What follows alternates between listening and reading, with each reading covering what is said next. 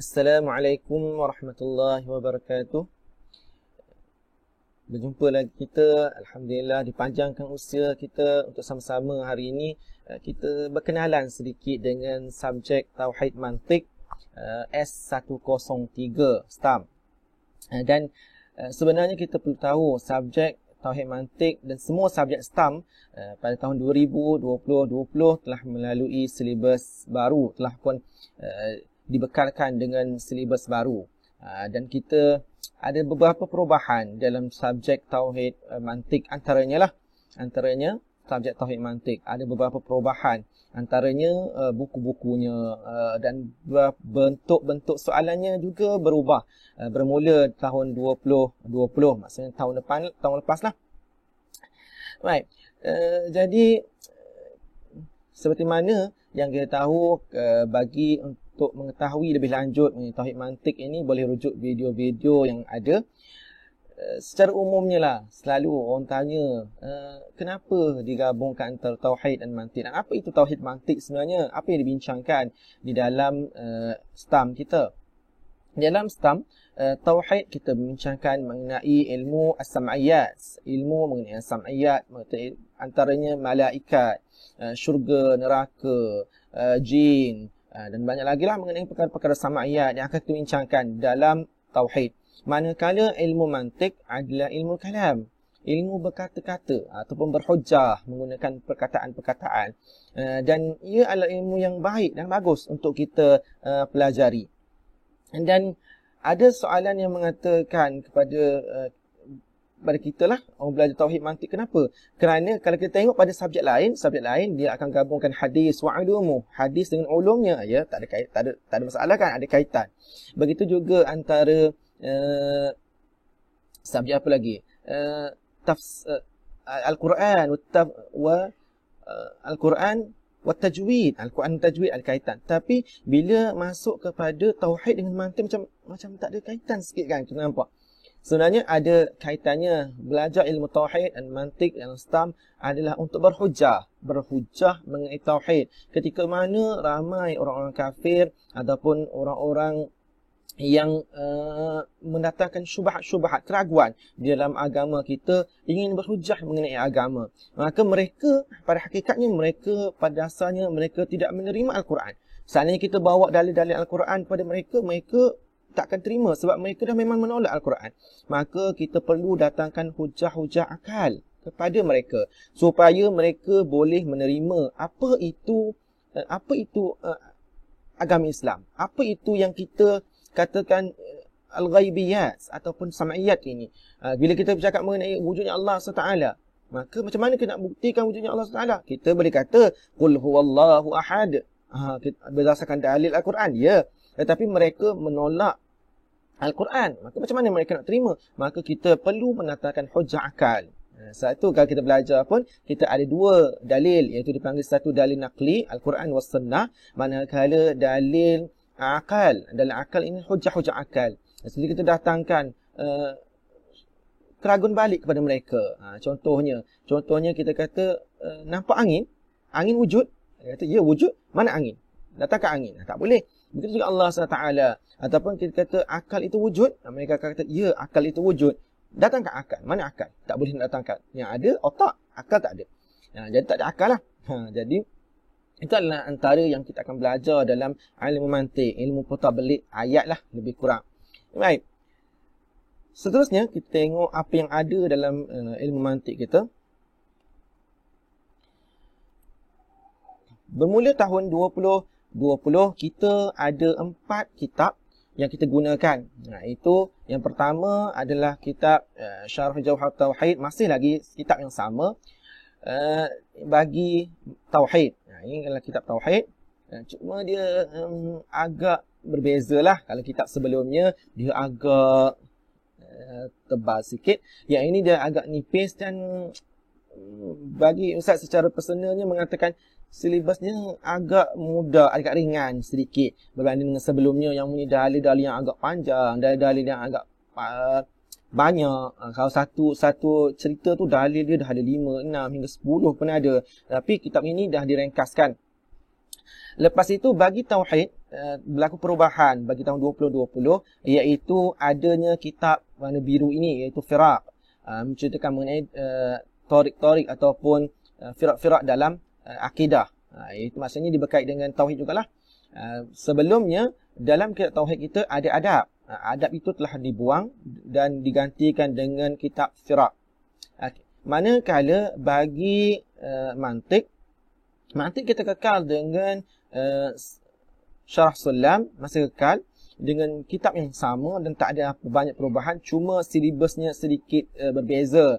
Ada tambahan dalam bab ad-dilalah, sebelumnya tidak ada. Ad-dilalah dan juga lafaz sebelum tidak ada. Bagi silibus 2020 ada bab ad-dilalah dan juga lafaz. Manakala dibuang satu, iaitu bab yang kemuncak dalam ilmu at-tasdiq, iaitu qiyas. Itu saja perubahan yang berlaku bagi mantik. Jadi kita perkenalan, inilah kitab kita. Jangan silap pilih kitab pula. Okey, baik. Seterusnya kita tengok pengenalan kertas kita. Bagi kertas S103, dia ada dua kertas, iaitu strok 1 dan strok 2, iaitu kertas 1 dan kertas 2 lah. Bagi kertas 1, kita ada tauhid dan firaq, mengandungi 20 soalan aneka pilihan, iaitu alif, ba, jim, dal. Sebelumnya dia ada tempat kosong, ada pilih-pilih jawapan. Tapi bermula tahun 2020 berbeza. Bagi kertas S13, S103, strok 1, semua kertas 40 soalan itu, dalam kertas 40 soalan itu, semuanya alif, ba, jim, dal saja. Maksud pilih bulat-bulat je. Pilih je. Lorek-lorek saja pada kertas borang jawapan tu. Dan mewakili 40% daripada markah keseluruhan. Memang ini adalah solid punya markah. Maksudnya kalau seandainya pelajar atau calon dapat menjaya menjawab satu markah di sini, maka dia adalah 1/100. Lepas tu kata 40/100 ini. 40/100. Maksudnya kalau dapat 40 markah di dalam kertas satu, dah pun boleh hampir lulus lah. Dekat-dekat lulus lah. Boleh macam satu jaminan untuk lulus lah dia. Manakala kertas 2, dia ada tauhid dan firaq. Sama je, kertas 1 pun ada tauhid, firaq, mantik. Dan cuma dipecah 40, 20 bagi tauhid, manakala 20 bagi mantik. Manakala bagi kertas 2, tauhid dan firaq ada 3 soalan. 3 soalan dan lazimnya 2 soalan tauhid, 1 soalan firaq. Itu lazimnya lah. Baik. Manakala mantik ada 2 soalan. 2 soalan mantik.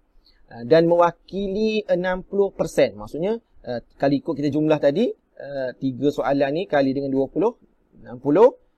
Mantik 20 kali 2, 40. Jadi 100. Tapi dia dikecilkan menjadi 60%. Maksudnya, untuk satu markah dalam kertas 2, dia hanya mewakili dalam 0.6383 macam tu. Lebih kurang. Maksudnya dia tak ada sampai satu markah pun. Tak solid lah markah dia. Dia akan digabungkan kedua-dua kertas ini. Dapatlah markah per 100. Nanti kita akan tengok contohnya. Dan ini adalah ringkasan dia tadi. Yang mana kertas 1 ada 1 jam 15 minit. Manakala kertas 2 memiliki 2 jam 30 minit. Kita akan jawab kertas ini 2 jam 30 minit. Alhamdulillah, tahun 2020 peperiksaan kita agak tenang. Berbanding sebelumnya. Selalunya subjek tauhid mantik ini selalunya petang-petang. Selalunya. Tapi bermula tahun 2020, kita bermula pagi sehingga tengah hari saja. So, habis. Alhamdulillah lah. Maksudnya masih fresh lagi dan agak tenang menjawab soalan, insya-Allah. Baik, untuk kertas tauhid mantik kita hanya ada kertas 1 dan 2 tanpa ada kertas tambahan. Maksudnya tidak adalah ujian lisan ataupun kerja khusus. Sekadar cukup dengan kertas 1 dan kertas 2 ini sahaja. Baik, manakala pembagian markah untuk semua, ini adalah semua grade bagi subjek STAM. Iaitu 0, kalau 0 hingga 39 adalah rasib. manakala 40 hingga 55 adalah makbul, 56 hingga 70 adalah jayyid, 71 hingga 84 adalah jayyid dan 85 hingga 100 adalah mumtaz. Ini normal lah. Baik. Seterusnya kita tengoklah sikit anggaran-anggaran markah yang perlu ada bagi kita. Pelajar ni kita perlu target. Kita nak target dekat mana kita punya high rank kita. Kita nak pergi ke mana tahap kita nak pergi. Baik. Di sini saya datangkan 3 contoh. 3 contoh bagi pelajar yang patutnya target lah. Jayyid, dan juga mumtaz. Bagi pelajar yang dia target jayyid, target jayyid je, maka dia hanya perlu dapat 28 bagi kertas 1, 28 kertas 1, 28% bagi kertas 1 dan 36 bagi kertas 2 dia akan dapat 64. 64 ni jayyid lah dia dah. Jayyid. Manakala bagi yang dia punya target tinggi, dia perlu dapatkan kertas 30 sekurang-kurangnya daripada per 40.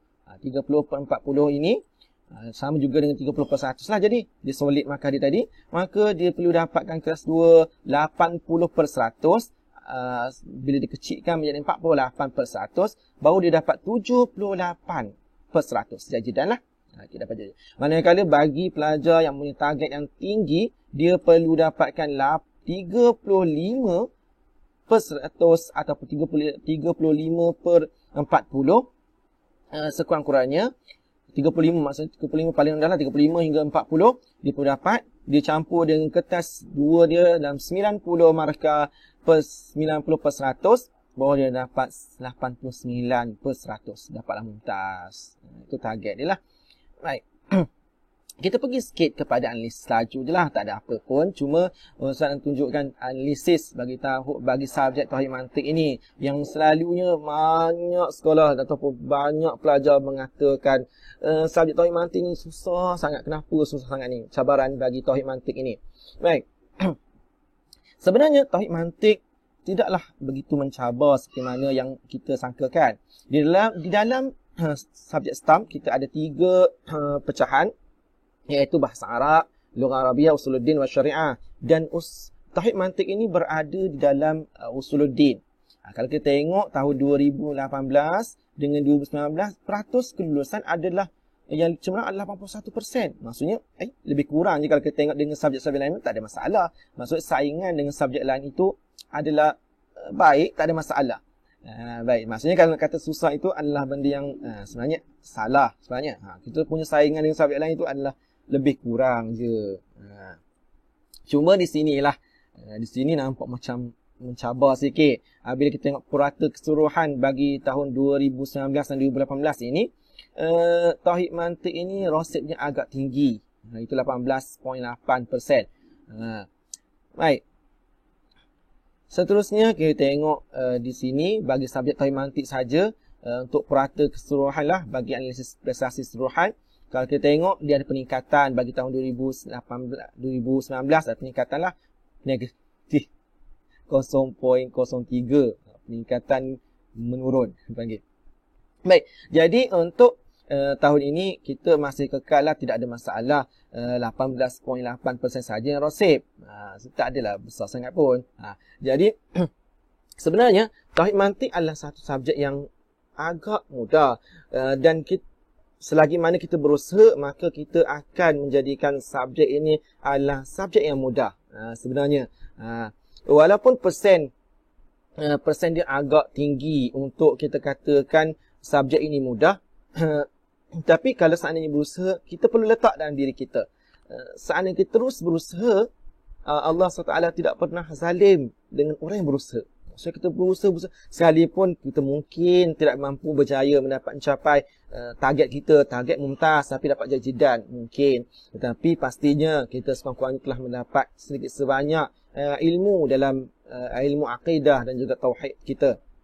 Dan juga kita dapat praktikkan ilmu kalam dalam kehidupan harian kita.